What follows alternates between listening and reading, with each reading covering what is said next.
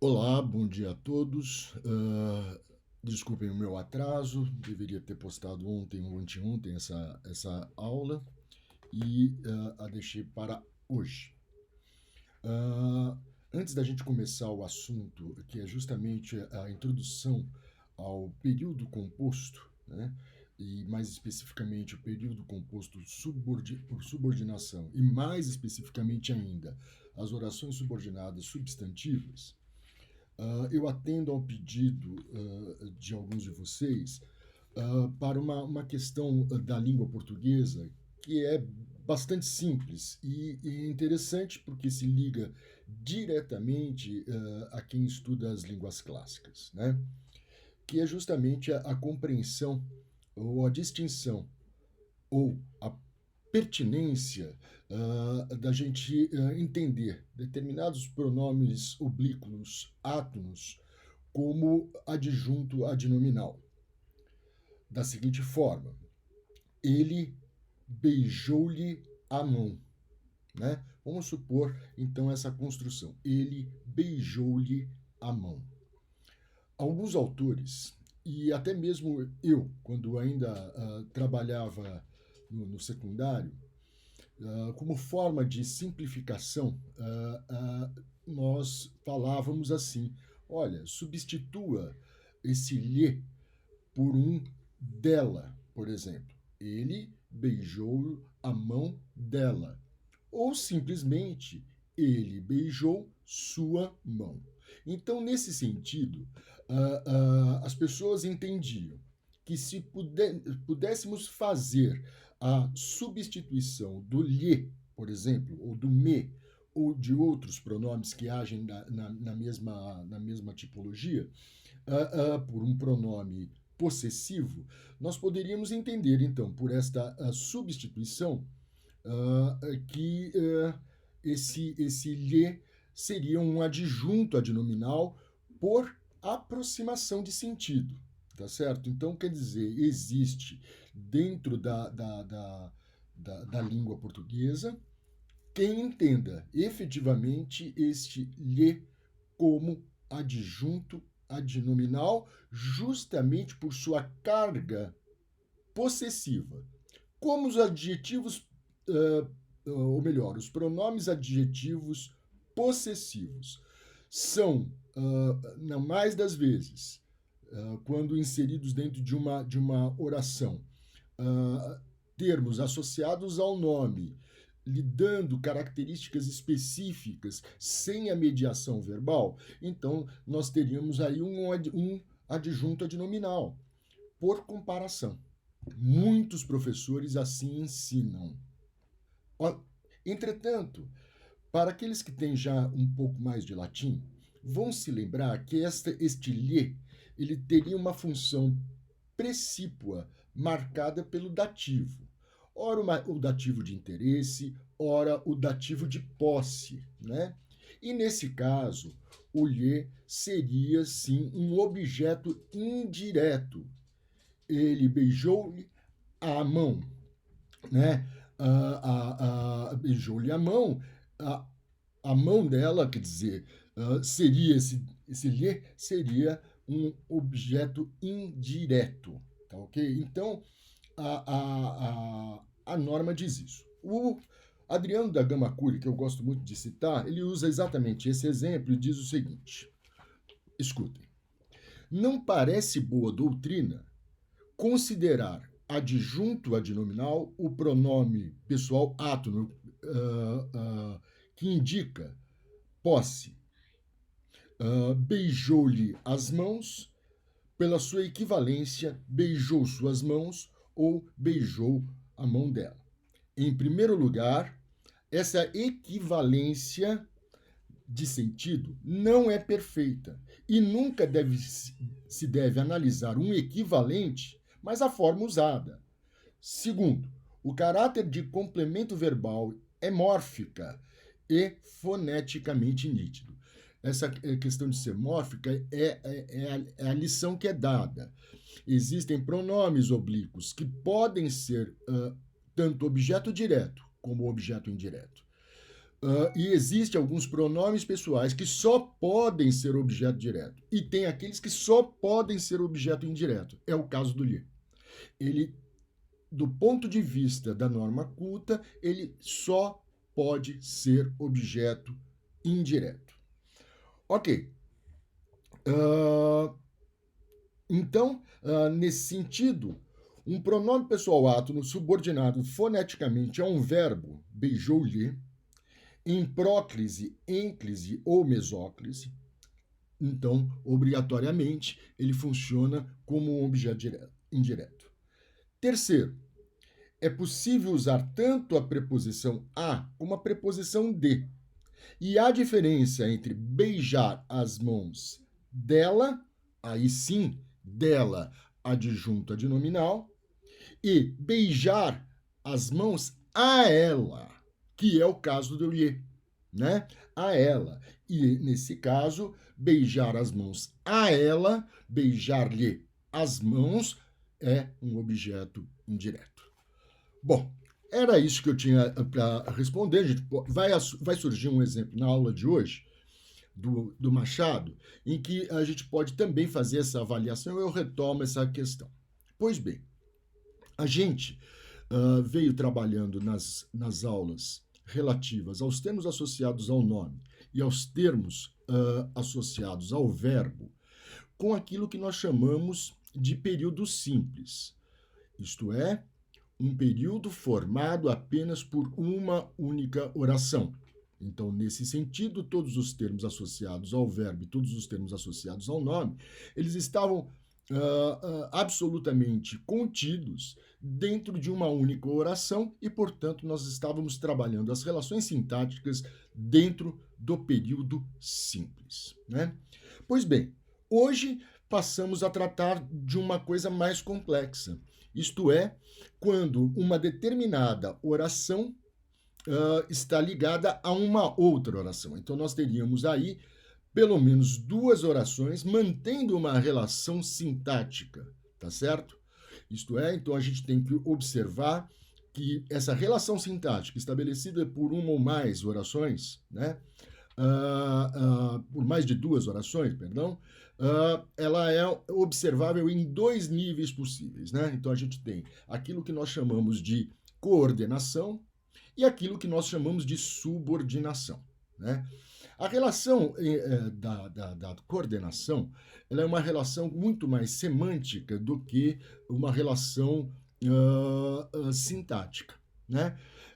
Ainda que exista, logicamente, uma relação sintática, mas as relações das orações coordenadas elas podem ocorrer, inclusive, sem uma presença necessária de conectivos, por exemplo. Não que esses conectivos não estejam presentes. A gente sabe muito bem que existe dentro da coordenação as orações sindéticas e assindéticas. E, portanto, eu posso ter um período composto por coordenação em que as orações sejam todas assindéticas. Vim, vi, venci. Júlio César. Então, nesse caso, a gente tem aí uma relação de sentido que se estabelece entre os termos, entre as três orações, que é uma relação do ponto de vista marcadamente semântico. Enfim, isso a gente vai discutir, mas eu poderia ter dito e vim, e vi, e venci. Ou seja, usando um polissíndeto, ou seja, vários síndetos, e transformando aquelas que eram assindéticas em sindéticas. Ou seja, é algo que a gente vai discutir mais para frente. Hoje nos preocupa, e nas próximas aulas também, as orações que mantêm relação sintática com uma oração dita principal, né? Ou seja, nós temos duas orações, uma com a presença de um conectivo, não obrigatório, vejam bem, porque nós podemos encontrar em algumas orações subordinadas aquelas que são reduzidas e, portanto, não contêm conectivo, e aquelas que são desenvolvidas, que têm esse conectivo bem marcado, né? E a situação precípua para a classificação dessas orações subordinadas é o seu valor, né? Qual seria o valor? Se uma oração tem o valor de um substantivo, então esta oração que tem o valor de um substantivo é uma oração substantiva. Se nós temos uma oração que tem um valor adjetivo, então nós temos uma oração adjetiva, ou como os latinos preferiam, as orações relativas, né? Porque introduzidas por um pronome relativo, né? E nós temos as orações adverbiais. Há que se notar que a relação sintática mantida pela oração substantiva, ou melhor, vamos pegar de trás para frente, pela oração adverbial, é uma relação sintática em relação à oração principal, sempre de um adjunto adverbial, né? De todas as ordens, né? Ou de quase todas.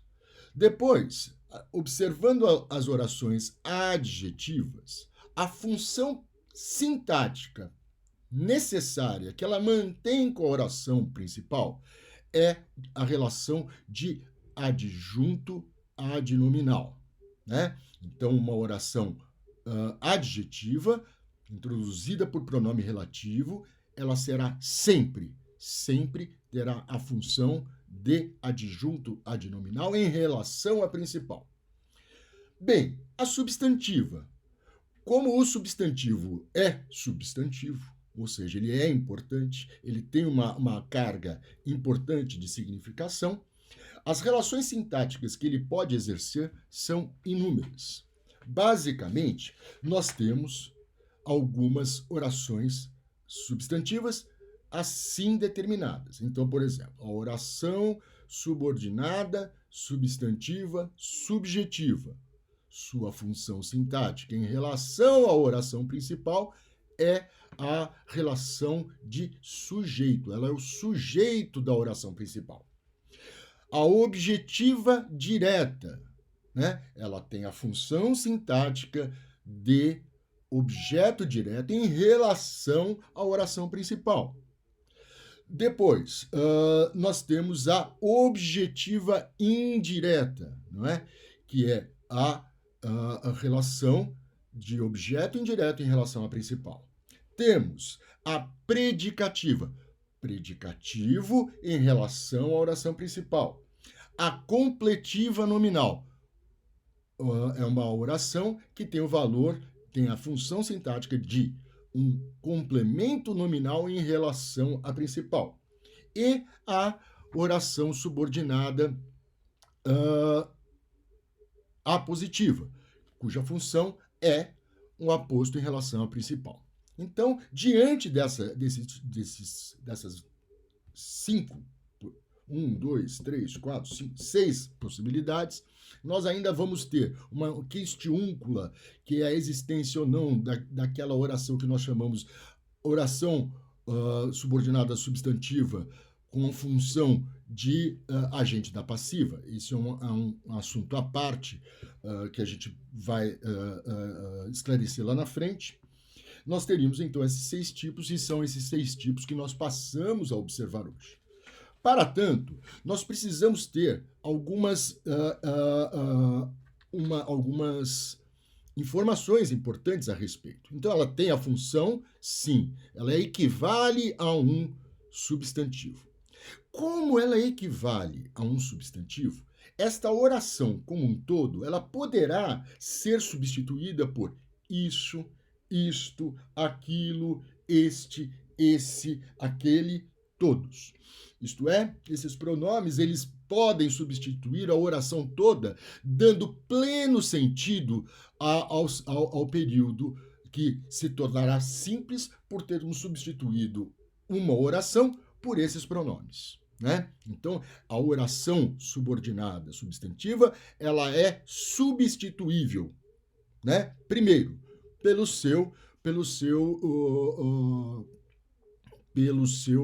por um pronome substantivo. Nesse sentido, também, a gente poderia imaginar que dentro da oração, se nós observarmos o verbo da oração principal, e se nós encontrarmos dentro desse verbo algum substantivo cognato, ele poderá ocupar o espaço do verbo e nós encontrarmos aí, então, o sentido pleno da oração subordinada substantiva nesse substantivo que você conseguiu encontrar. Então, um substantivo de mesma origem etimológica pode substituir o verbo e a oração toda para que a gente consiga expressar o sentido do período que era composto e que passa a ser simples pela substituição da oração subordinada substantiva por um substantivo cognato. Ocorre também, e isso também não é uma lição comum, geralmente os professores do ensino médio e do ensino fundamental, eles não entram nesse detalhamento técnico que aproxima, né, o português de uma observação de certas orações em latim e em grego, que são introduzidas não por uma conjunção integrante, como é o caso do que e do se, mas por pronomes ou advérbios interrogativos, como qual, por que separado, quem, como, para quê, a qual, quanta.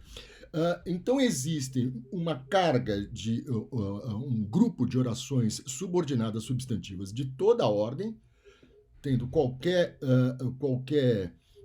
possibilidade de classificação subjetiva, objetiva direta, enfim, completiva nominal, enfim, de toda a ordem, em vez de ser introduzida por uma conjunção integrante, vem sim introduzida por um pronome ou por um advérbio interrogativo.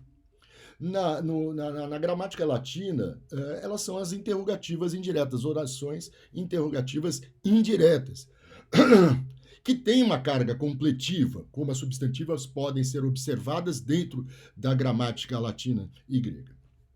Pois bem, nesse sentido, a gente pode então observar. A oração tem valor substantivo, ela pode ser trocada por pronomes substantivos como isso, isto, aquilo, este, esse, aquele, todos. Podem ser substituídas também, se houver, por um substantivo cognato ao verbo da oração de origem e, nesse sentido, também podem exercer as funções sintáticas de sujeito, objeto direto, objeto indireto, predicativo, aposto. E também uma possibilidade para o agente da passiva. Hoje, para que a gente não fique muito atarantado, eu só tratarei dos 3 primeiros tipos.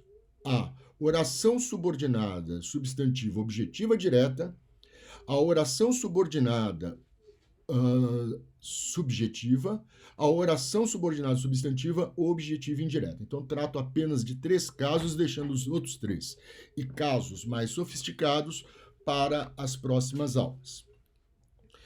A primeira coisa que vale salientar é uma boa indicação.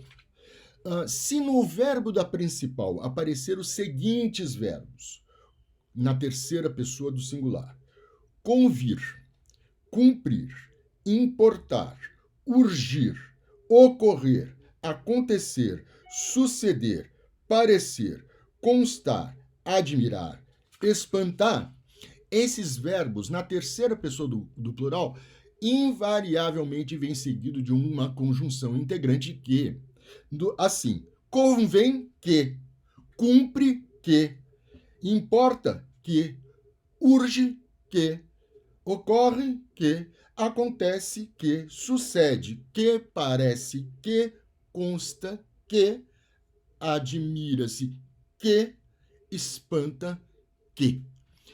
Geralmente não, é certo que essa construção, terceira pessoa do singular desses verbos, mais uma conjunção integrante, provoca obrigatoriamente, na subordinada, um caráter subjetivo e, portanto, de sujeito. Essa oração, então, ela é sujeito da principal, né? Existem outras expressões, né, também que provocam isso. Sabe-se, conta-se, disse, é sabido, foi anunciado. Notem bem que todas essas expressões, elas estão na passiva. E A sequência dela é justamente um sujeito dessa voz passiva. Sabe-se que isto que vai surgir no sabe-se isto sabe-se. Portanto, isso é sujeito dessa oração. E alguns verbos de ligação, mas predicativo. Assim, é bom, é conveniente, é interessante, é importante, é claro, parece certo, todos seguidos de que. Então, esse conjunto que você não precisa decorar, porque nós vamos observar que a estrutura fica clara quando a gente vê os exemplos, isto propicia que você consiga, já de antemão, observar se houver essas expressões com predicativo, né? Mais o predicativo. Se houver aqueles verbos na passiva, seguidos de que, ou ainda aquela lista de verbos na terceira pessoa do singular mais o que, você vai ter obrigatoriamente aí uma oração subordinada substantivo. Peguemos o primeiro exemplo. Convém que tu estudes muito. Convém o teu estudo. Peguei, substituí o verbo estudar pelo substantivo estudo. Substituí o tu por teu. E construir, a partir de um período composto por subordinação, ou construir um período simples. Então, convém que tu estudes, convém oração principal. Que tu estudes, oração subordinada, substantiva, subjetiva. Poderia colocar assim, convém isto. Convém isto. Se eu colocar isso na ordem direta, isto convém. Portanto, o isto, que substituiu a oração, ele passa a ser, mais claramente, o sujeito do verbo convir. Vamos a um outro. Nota-se que ele é inteligente. Nota-se que ele é inteligente. Nota-se isto. Isto é notado, né? Aqueles verbos na passiva. Isto é notado. Nós temos o quê? Que o isto é um sujeito. Da mesma forma que ele é inteligente, também é sujeito de nota-se.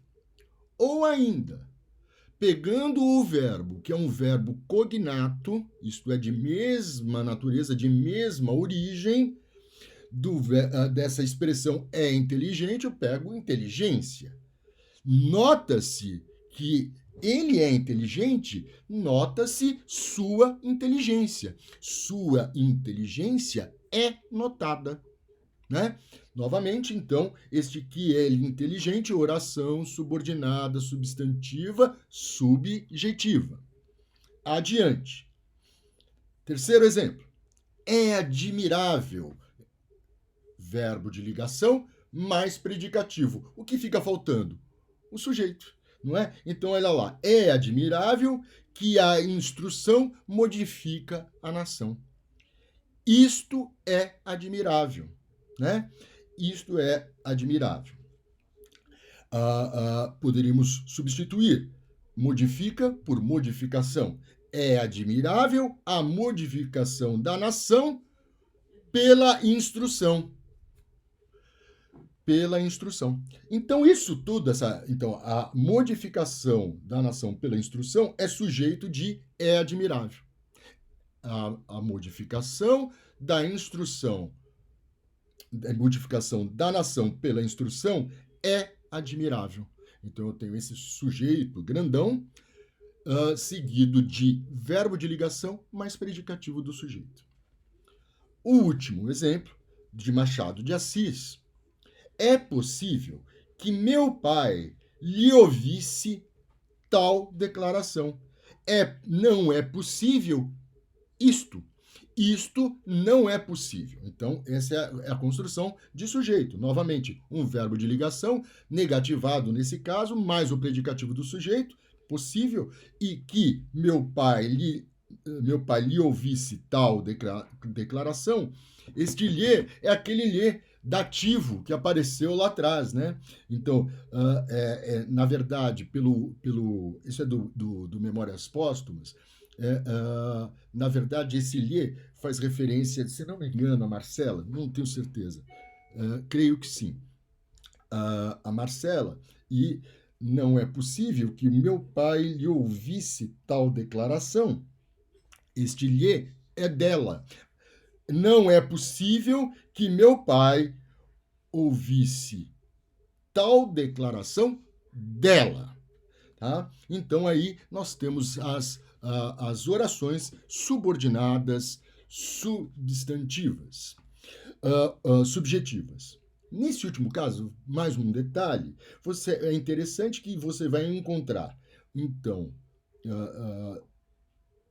uma construção bem mais complexa do que as outras anteriores. As objetivas diretas. Então, você vai ter uma oração principal e o objeto direto desta oração principal será uma oração inteira. Olha só. Eu confesso que fiquei tonto.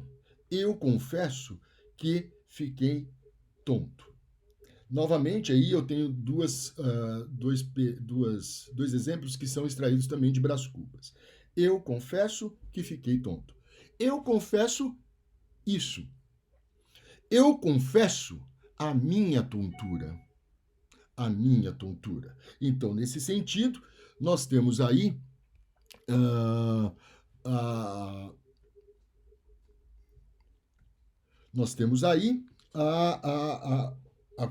formação de um período composto por subordinação, com a oração principal confesso e com um objeto direto que fiquei tonto. Ou simplesmente eu confesso a minha tontura.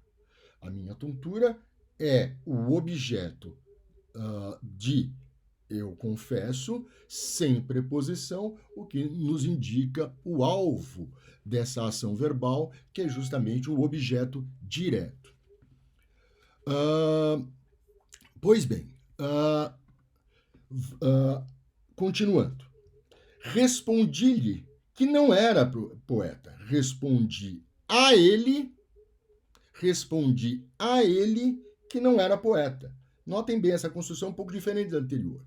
Respondi a ele que não era poeta. Respondi não ser poeta. Ou ainda, esse era não há como substituir por um verbo cognato, portanto, não tem jeito. A gente poderia colocar um infinitivo, e aí você transformaria esta oração numa oração reduzida de infinitivo, objetiva direta, mas isso é para frente.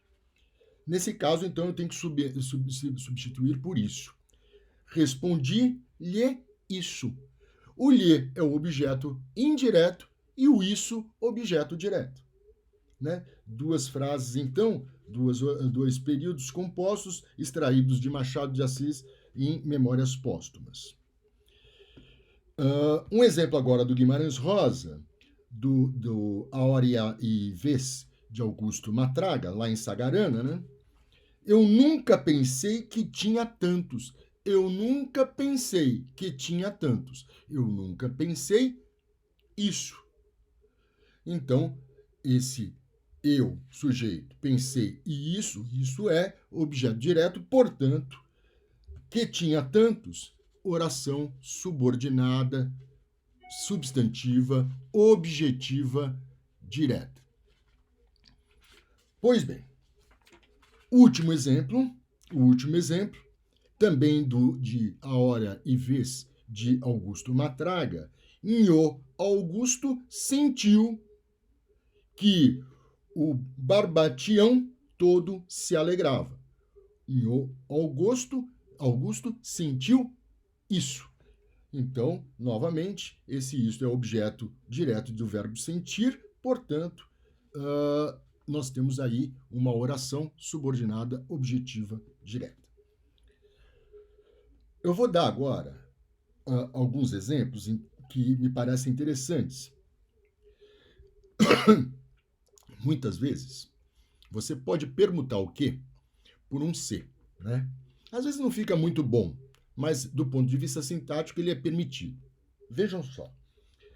Sabe dizer se ela tem filhos? Né? Isso é uma interrogativa indireta, né? Porque é um questionamento, né? Sabe dizer se ela tem filhos?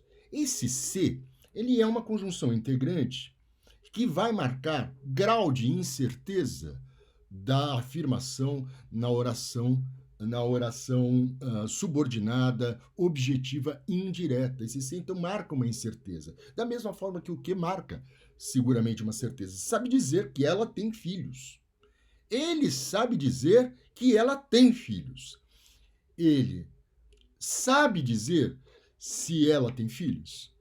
Notem bem a entonação e o grau de certeza que você imprime na de baixo e na segunda, e o grau de incerteza que o C promove dentro da oração subordinada. Sabe dizer se ela tem filhos. Sabe dizer que ela tem filhos. Né? Então aí vocês têm duas orações subordinadas objetivas diretas, com uma construção muito semelhante e com uma pequena distinção semântica que vale ser observada nessas orações. Machado, novamente, mas isso é extraído de gramática, então não vem com a marca de onde ou de qual Machado. As duas são, na verdade. Desprezo quem mente. Desprezo quem mente. Desprezo isso. Eu desprezo isso, ou isto. Então, na verdade, você tem novamente uma construção com um marcador que é um pronome interrogativo, que aí funciona como um conectivo, né? Ou não sabe qual deva escolher. Não sabe qual deva escolher. Novamente, não sabe isso e, portanto, novamente, uma oração subordinada substantiva objetiva direta. O último tipo de hoje, perdão, eu parei de fumar há mais de 10 anos, mas continuo com o pigarro, é impressionante isso. Os últimos exemplos das objetivas indiretas. Se a gente for pensar, é óbvio que se a gente tem na oração subordinada substantivo, objetiva direta, uma função sintática, é necessário que, na principal, nós tenhamos um verbo transitivo direto ou um verbo transitivo direto e indireto. Ok? Então, quando apareceu aquele respondi-lhe que, então é transitivo direto e indireto. Respondi que, ou respondi-lhe que, né? Então, o lhe é o objeto indireto do verbo responder e o objeto direto é o outro, né? Vamos adiante. Objetivo indireta, portanto, supõe que na oração principal apareça um verbo transitivo direto e indireto ou um verbo transitivo indireto, para que o objeto direto tenha a resposta efetiva. Um outro dado importante é que vai aparecer uma preposição antes do que é obrigatória, não é? Como em todo objeto indireto. Então vamos pegar o primeiro verbo, que é o verbo lembrar-se. Quem lembrar-se de, né? Então, lembrou-se de que a classe estava sem serviço. Lembrou-se de que a classe estava sem serviço, lembrou-se disso. Lembrou-se disso objeto indireto do verbo lembrar-se. Obedece a quem te ama. Obedece a quem te ama. Quem obedece, obedece a. Então, nós temos aí obedece a isto, né? Objeto indireto do verbo obedecer. Isso depende. Depender de algo, né? Então, isso depende de quem esteja em casa. De quem esteja em casa. Ótimo. Então, isso depende daquele, né? Daquele. O desastre obstou a que progredíssimo. Impediu a que progredíssimo. Então, obstou a que progredíssimos. O desastre obstou a progressão. A progressão. Substituir por um substantivo cognato, aí funcionou. Então, o desastre obstou a progressão com crase, não é? A que progredíssimo, então, oração subordinada, substantiva, objetiva indireta. João dedica sua atenção a que seus filhos se eduquem. A que seus filhos. Então, ele dedica a algo, né? A sua atenção. Ele dedica a sua atenção à educação de seus filhos. A educação com crase. Então, João dedica sua atenção a que seus filhos se eduquem. João dedica sua atenção a isto. Ou João dedica sua atenção à, com crase, educação de seus filhos. Pois bem, por hoje era só. Não vou colocar hoje o handout ainda, porque ele está em preparação. Quero melhorar os exemplos, pegar alguns outros, para tornar a nossa aula um pouquinho mais rica. E também, a partir então da semana que vem, eu coloco o handout e coloco mais exercícios. Também me perguntam constantemente sobre a aula de resolução de exercício. E essa aula teria de ser uma aula, eu vou fazer uma aula especial, vou fazer uma coronaula exercícios, né? Vai ser uma diferente, e aí a gente faz as baterias da primeira lista de exercício e da segunda lista de exercício. Espero que precisaria de 4 aulas para resolver todos aqueles exercícios. São muitos, né? São muitos. Então, alguns são simples, poderiam ser muito rápidos, e eu também quero aprimorar aqui o meu cafofo, tentar colocar um quadro branco. Eu tô aqui, eu tenho o quadro branco, mas não tenho o tripé.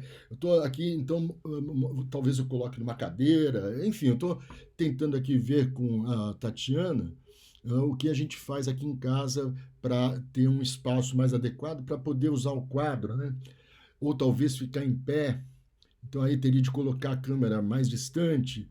Enfim, eu estou tentando aprimorar as coisas aqui, mas é difícil, né? Quer dizer, tudo tem que ser feito, compra pela internet, enfim.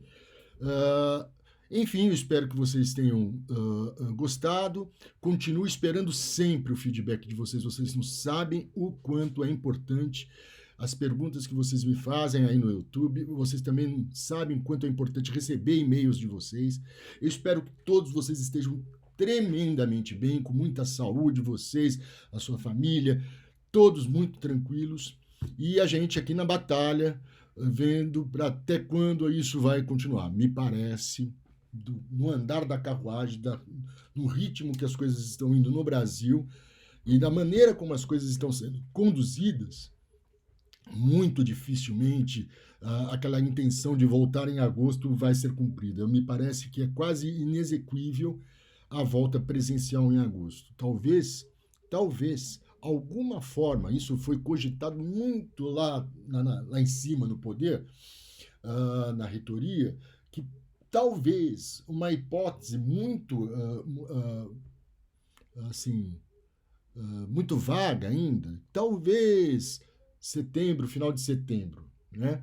O que, naturalmente, pelaquele comunicado que nós da direção fizemos, e pelo comunicado da congregação e pelas orientações que os alunos deveriam ter a partir daquele comunicado, daquelas orientações, é muito possível que a gente continue ainda nessa forma e, portanto, no meu caso especificamente, eu vou continuar falando indistintamente, mesmo durante julho, porque as minhas aulas são bem menores, né? Eu gostaria que o assunto fosse completamente esgotado. Enfim, é isso que a gente vai tendo, ok? Muito obrigado a todos e uma ótima semana para todos.